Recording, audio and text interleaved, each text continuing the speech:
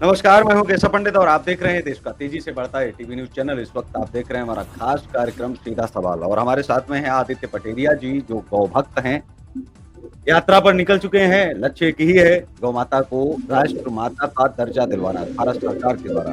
आदित्य पटेरिया साहब, ये TV news channel पर बहुत-बहुत स्वागत है आपका। आपका हृदय से आभार। तो ये यात्रा कहाँ से आपने शुरू की है? कहाँ तक खत्म होगी? क्या लक्ष्य हैं? क्या मिशन हैं?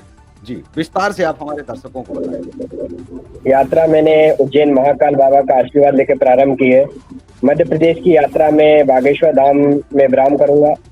उसके बाद मैं उत्तर प्रदेश की यात्रा पे रहूंगा, जिसमें मैं श्री जो हमारे गुरुदेव भगवान है रामभद्राचार्य महाराज चित्रकूट करवी में उनका आश्रम है, वहाँ पे यात्रा विराम करूंगा।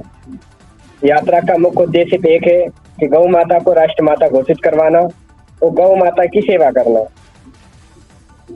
दूसरी बात ये है कि कुछ लोग बोलते हैं कि हम गो भक्त हैं, नहीं गो रक्षक हैं। माता की कोई रक्षा कर नहीं सकता है। हेलो जी। जी, जी,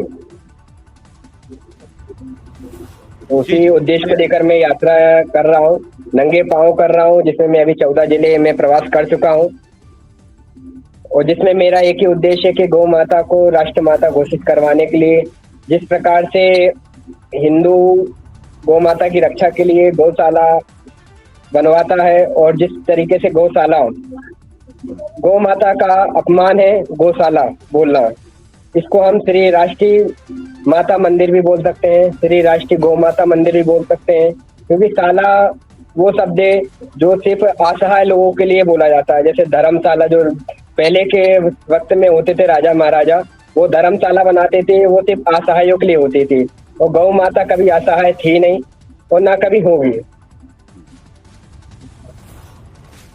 जी, बिल्कुल सही बात है।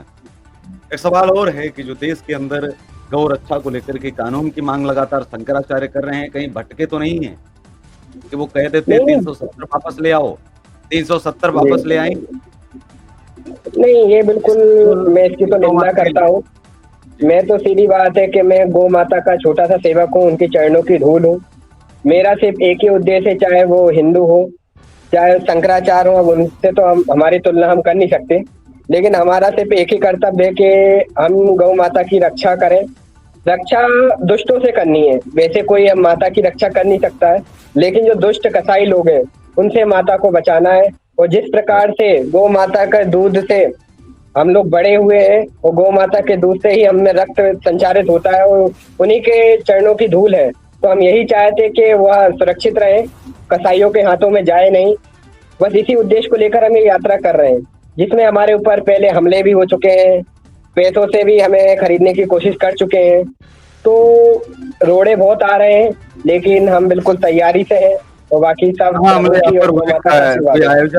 आयोजन था या आप रास्ते में आ रहे थे तब आपके ऊपर हमले हुए? किसी को कैसे मतलब लोगों को वहाँ पर पता है कि आप यात्रा के लिए निकल चुके हैं? जिस प्रकार से कुछ हिंदू दोगले हमसे बोल रहे थे कि आप यात्रा कर रहे हैं, आपके अकेले निकलने से होगा क्या?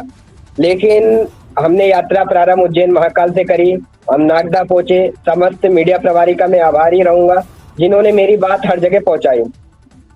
कुछ हिंदू सबूत माँग रहे थे हमारी हुँ, आप ये कर रहे हैं, तो मैं उनको भी बताना चाहता हूँ कि मैं राजनीतिक एंट्री के लिए यात्रा नहीं कर रहा हूँ, क्योंकि मैं नंगे पाँव यात्रा कर रहा हूँ। उसी में मेरे ऊपर मैंने इंदौर में बयान दिया था कि जो भी गौ माता को काटेगा तो ना तो हम ज्ञापन देंगे, ना हम किसी प्रकार से प्रशासन के मोहताज हैं। हम गौ माता की रक्षा खुद करना जानते हैं और आगे करेंगे।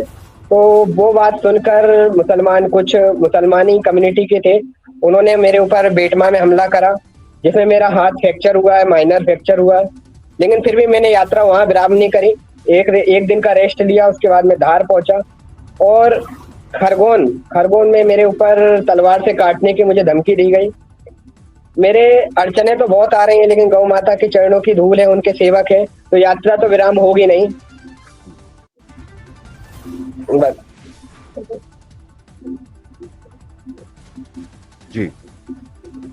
ठीक है, तो हमारे साथ में आदित्य पटेरिया जो थी पटेरिया साहब लगातार जो है यात्रा कर रहे हैं, राम भद्राचार्य जी तक भी जाएंगे, बागेश्वर धाम सरकार भी जाएंगे, लेकिन सवाल ये उठता है कि सरकार भारतीय जनता पार्टी की इतने लंबे समय से मध्य प्रदेश के अंदर है और मध्य प्रदेश के अंदर हमें पता ही नहीं चला कि गाय को बचाने वालों को तो जेल के अंदर और गाय को खाने वालों को बाहर जो है छोड़ा जा रहा है, किया जा रहा है, यह पता चल रहा है। बिल्कुल सही बात ये है। मोहन जी को भी ध्यान देना होगा। डॉक्टर मोहन यादव जी को सरकार में आने का मौका मिला, अवसर मिला। यदुवंशियों का तो परंपरागत धर्म ही रहा है कि गौ रक्षा करना, तो उनको गौ रक्षा है तो कोई ना कोई कानून लाना चाहिए, पास करवाना चाहिए। जो काम असल में सरकारों को करने चाहिए, वो करते नहीं हैं। केवल सत्ता में आने के लिए आप गाय का सहारा लेते हैं, आप सत्ता में आने के लिए हिंदुत्व का सहारा लेते हैं, लेकिन फिर आने के बाद ही आप ये सारी चीज़ें भूल जाते हैं। क्योंकि आपको लगता है समस्या हल हो जाएगी, तो हम दोबारा नहीं लौटेंगे। इसी के साथ इस कार्यक्रम में बस इतना ही, हमें दीजिए इजाज़त, नमस्कार और आपका जुड़ने के लिए बहुत-बहुत आभार। जय हिंद, वंदे मातरम। बिल्कुल।